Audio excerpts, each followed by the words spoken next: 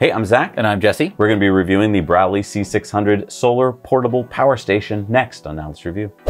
So yeah, this may look like a briefcase from some kind of sci-fi movie, but it's got a trick up its sleeve. Solar panel and a stand. And this thing is both a battery with built-in solar panel. Oh, wow. I knew something special about it. Yeah, normally I make fun of these products that are batteries that are called solar generators because that is misleading. But in this case, I will totally go with their name, which is a solar portable power station, because they built the solar into it, which is really smart. It is really cute. So let's talk about what this basically is. If I turn it over here, you'll see that we have some power ports here. This might look familiar. This is a typical house outlet. And this... How much can you draw out of it? 600 watts. Okay. So this is why it's the C600. You can draw 600 watts out of it. That means that this will not run a hairdryer. Right. But it will run, I would say, most medium to low load things. Would it do a blender? Because they showed that in their ads, and I'm like, my blender upstairs in the kitchen draws a lot of wattage, but is there like a portable blender?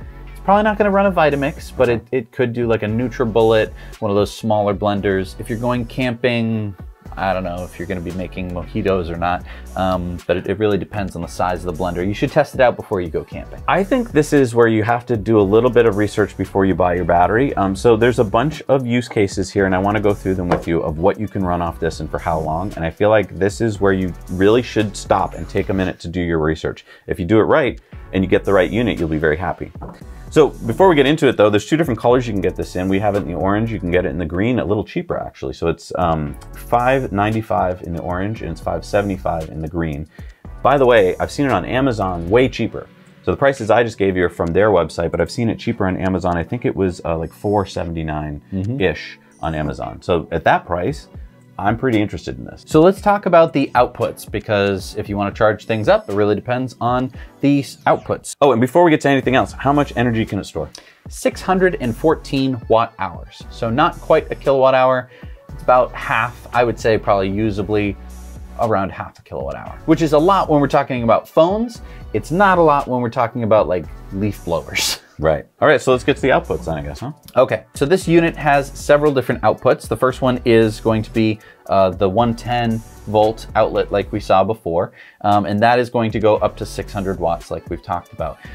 Next is going to be your USB-C, and this is one of those high-powered ones that you can charge your laptop off of. Yeah, 65 watts, but it's only one USB-C. So that's kind of a downside. Then we've got two USB-As, and these are both 18 watt USB 3 QCs, or quick charge USB 3 18 watts. So yeah, it's good. It's a lot of power, but it's USB-A, which are the big ones, which I mean, a lot of people have, but things are going towards C, so. True. There's also 3 different 12 volt outputs. There's 2 barrel connectors and then one carport.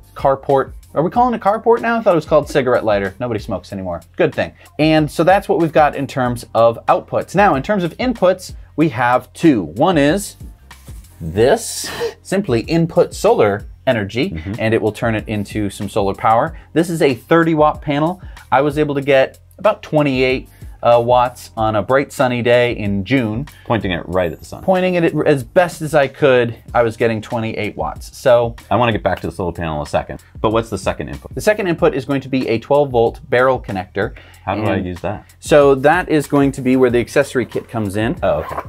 In your accessory kit, you're going to get a wall adapter. That's going to have the barrel connector. That's going to be able to charge this up in about 6 hours is what their website claims. You can also charge it from your car. That takes 6 to 12 hours. So that would be with your car running. Unless it's electric. Or if it's drawing from the battery. And lastly, they give you a barrel connector to barrel connector along with a whole bunch of different things. So you could find a different 12 volt power source.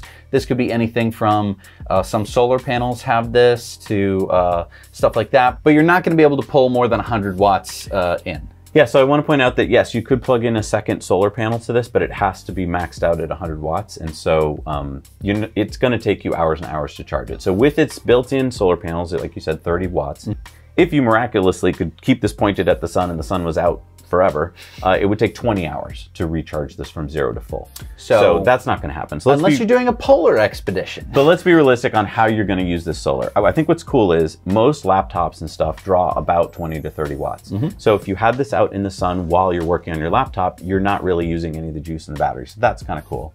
Also, if you leave it out in the sun while you're, say, hiking, and you come back after a full day, you probably put in 180, 200 watts, so maybe a third of its battery capacity, which isn't bad. But if you're thinking that like, oh, in one day I'll have it back to full, you will not. Right. But I mean, I just want to provide like an example of what you might be able to do. Let's say that you're camping and you need this to basically just charge like your phone and your camera and maybe your laptop, but just for a couple hours worth of work. If you leave this in the sun, so not in, you know, I know most people don't go camping in the middle of an open field. They like trees around them. So you need to find a spot at your campsite which is going to stay sunny the whole day, can't be shaded. Let's say you find this spot and you leave this set up and you go hiking and you go take pictures and you're using your phone for GPS and video and all this stuff. You come back to the campsite, you have some extra energy stored up in this battery, and you're gonna be able to use that to charge those things back up at night. I think it'd be good to go through some use cases to make sure that this will have the storage that you need. So for instance, if you had a 10-watt LED light bulb that you're gonna have in your tent, this could power it for 72 hours.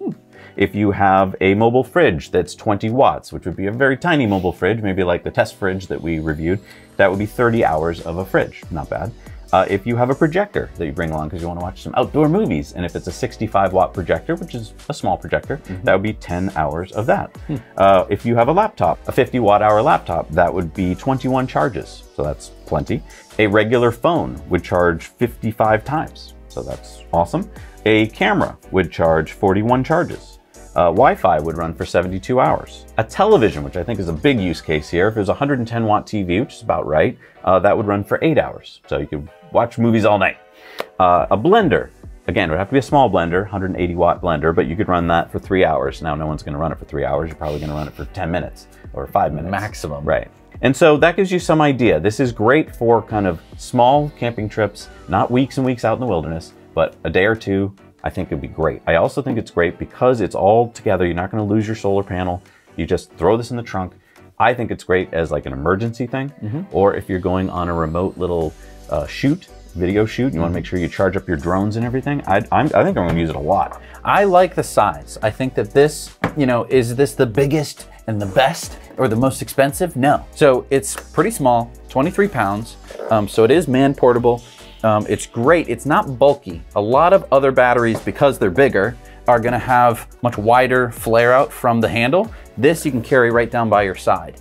And so you can really walk quite a distance with this. I wouldn't want this like necessarily in a backpack if I'm going on a very, very long hike, but if it's just to get to the campsite and that campsite's a mile or less away, this isn't that bad. There are some batteries where it's like, you need to have your form of conveyance, whether that be a car or a boat, like next to your campsite because those batteries are so heavy, you're only gonna be able to move them like 300 feet. So I have a question for you. One thing that I like to know about these is how loud they're gonna be if they're gonna be in my tent at night. So can you turn on the fan? So right now the AC outlet is actually on.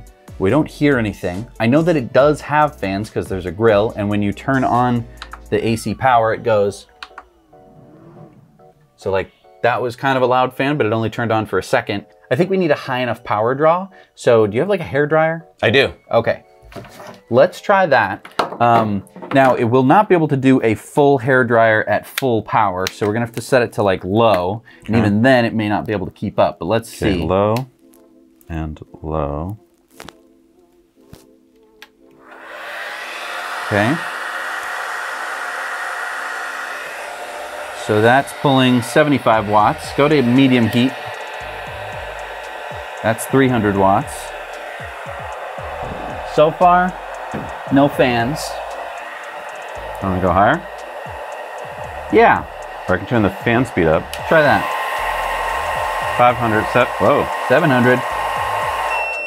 Okay. So that's what's gonna happen when you overpower it. So turn that off. Let's see.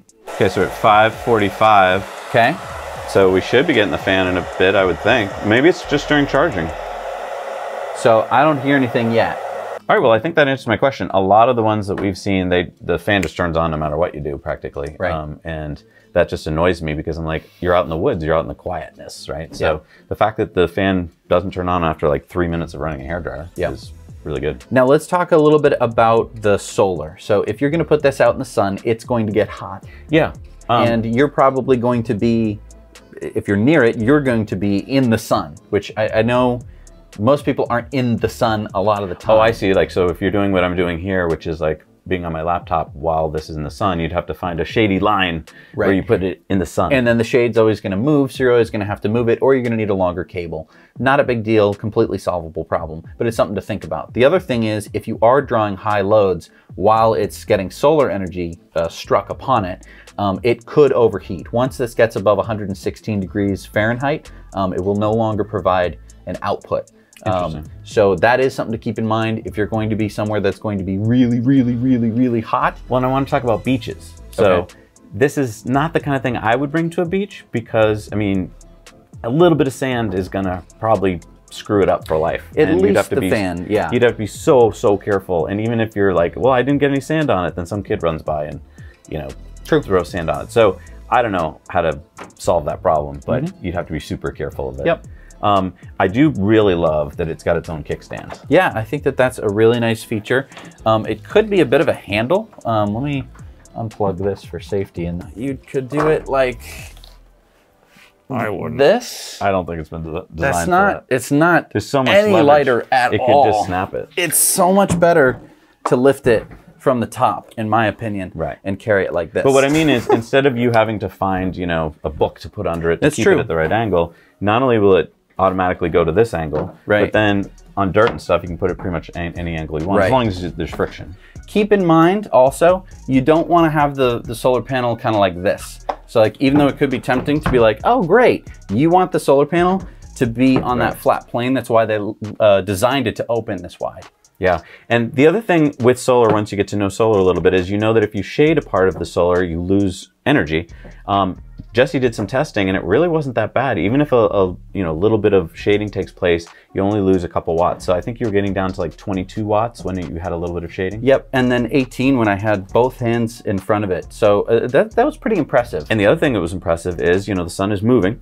Or we're moving. And so when this is pointed at the sun, you think, good, I'm done. I can leave it for the day. The sun is going to move throughout the day. But what we found is that these are pretty good offset. So even though you probably don't want to get out every half hour and move it, it was still getting pretty good energy use. Even when it wasn't pointed. Absorption. Right. Even when it wasn't pointed directly at the sun, it was still getting around the 18 watts, which again is not a ton of energy. You're probably going to want to maximize it because 18 watts is half of what this should be able to do.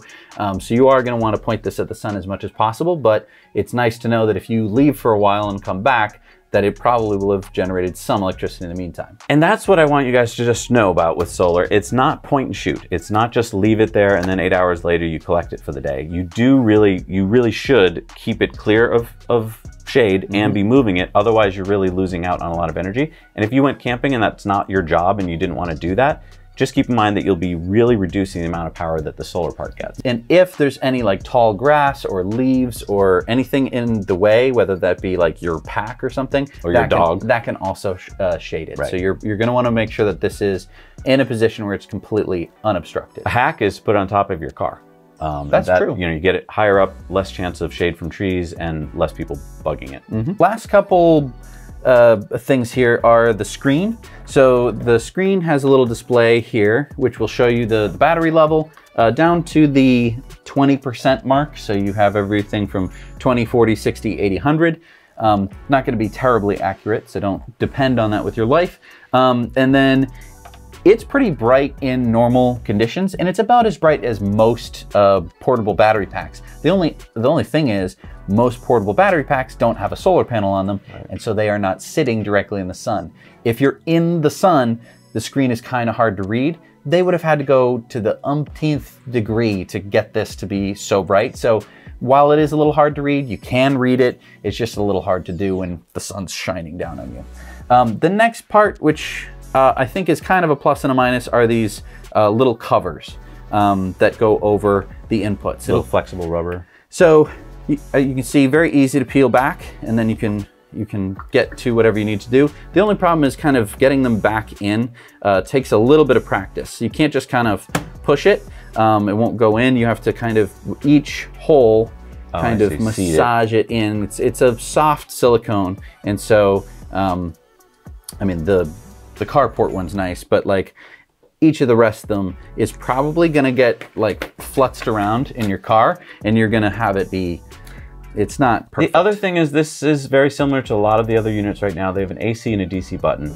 And if you know how to work it, that's great, but then probably the rest of your family's gonna use it. And unless they all know how to work it, they're gonna plug in, not hit the DC button, and they go, Mom, my phone's not charging. And they won't have checked that the phone was charged. So they'll come back from the hike and their phone will have died when they would have expected it to be full. And then it's gonna be like a whole thing. So make sure that you check when you've, that it's turned on, basically. There's a DC and an AC out, and it's the two buttons there. The other thing to point out too is that if you leave the AC on, it doesn't tell you, but it is drawing wattage. Yeah. And so this could kill the battery while it's sitting in your car doing absolutely nothing. Right, that's called phantom drain. And that's because it has to keep the inverter on, so that way when you do plug something in, it turns on immediately, and it doesn't have to, like, you know, you don't have to say like, wake up.